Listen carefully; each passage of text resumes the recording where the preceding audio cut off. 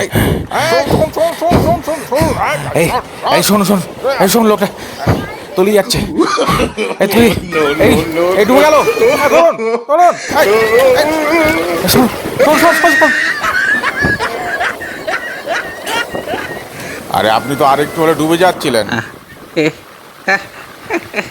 ওই একটু একটু বৈজ্ঞানিক পরীক্ষা নিরীক্ষা করতে গিয়ে একটু আধটু এরকম বিপদ আসে।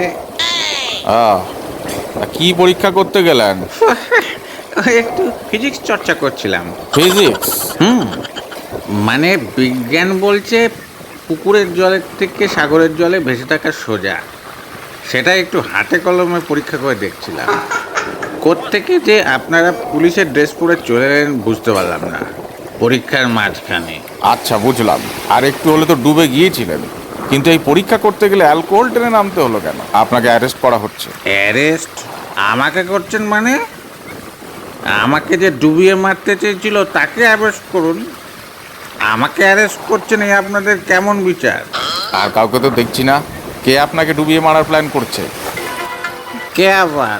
সমুদ্র, যান চেপে ধরুন। আচ্ছা একটা কথা বলুন তো, আপনার এক্সপেরিমেন্ট কি সফল হলো? কি বুঝলেন? দেখুন, আমরা বিজ্ঞানী, একজন বিজ্ঞানী হিসাবে আমি দেখেছি একটা জিনিস পরীক্ষা নিরীক্ষা করতে গিয়ে অনেক সময় অন্য একটা সত্যের মুখোমুখি হতে হয়। ও, আবার কোন সত্যর মুখোমুখি হলেন? ওই যে বোর্ডে লেখা,